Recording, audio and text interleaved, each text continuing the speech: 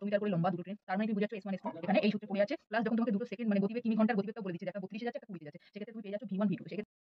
Hello everyone, তোমাদের সবাইকে welcome দীপার ক্লাসরুমে। আজকে আমরা 10 সংক্রান্ত অঙ্ক করব। সূত্রগুলো আমি আগের ভিডিওতে শেয়ার করেছি, যারা দেখোনি অবশ্যই আমার চ্যানেলের মধ্যে গিয়ে স্মল যে শর্টস ভিডিওগুলো আছে ওখান দিয়ে সূত্রগুলো দেখে নাও, যেখানে সূত্রটা বিশ্লেষণ আমি করেছি।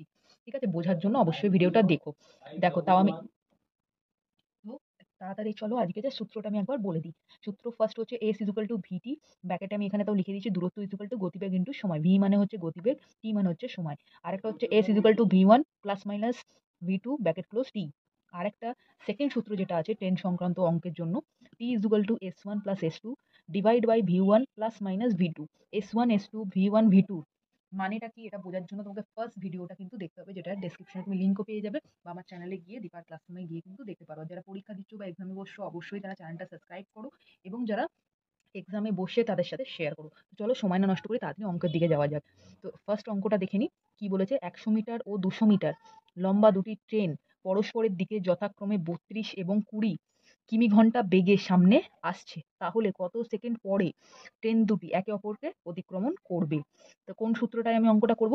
সূত্র নম্বর সেকেন্ড। ঠিক আছে, কেন? এটার জন্য ফুল তোমাকে এই ট্রেন সংক্রান্ত ভিডিওটা দেখতে হবে, যেটা আমি আপলোড করব খুব রিসেন্টলি।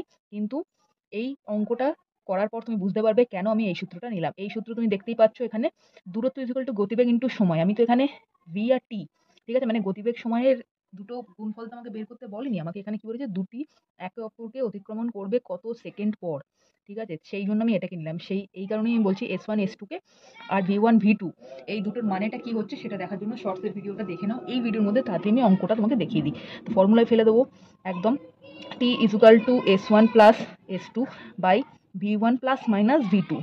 তাহলে কি হবে, এস ওয়ান হচ্ছে আমার 100 প্লাস এস টু হচ্ছে 200।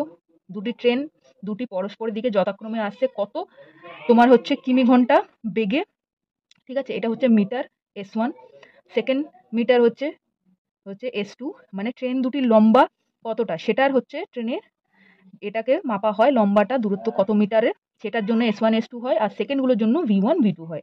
সিম্পল এটাই, তাও বিশ্লেষণটা একবার দেখে নিও ভিডিওসে গিয়ে, তোমাদের ইজি হবে। কিছুই না, এই দুটোকে এবার প্লাস মাইনাস করলে তোমার কিন্তু টিটা বেরিয়ে গেল। উত্তর একদম ইজি, এমন কিছু হাতি ঘোড়া নেই এতে যেটা তুমি পারবে না। তো এইভাবে তোমার বেরোবে অ্যান্সার। ঠিক আছে, এটাকে কাটাকুটি করলে তোমার হচ্ছে অ্যান্সারটা। কোশ্চেনটা একটু ভালো করে পড়ে নেবে, তাহলেই তুমি বুঝতে পারবে যে সূত্র নাম্বার ওয়ানে যাচ্ছে না সূত্র নাম্বার 2-এ যাচ্ছে। এটাই হচ্ছে মেন, আর কিছুই নেই। সিম্পল অঙ্ক, জাস্ট সূত্রতে ফেলতে হবে। যখন তুমি দেখবে দুটো ট্রেনের অলরেডি মিটারটা বলে দিয়েছে যে কত মিটার করে লম্বা দুটো ট্রেন, তার মানে তুমি বুঝাচ্ছ এস ওয়ান এস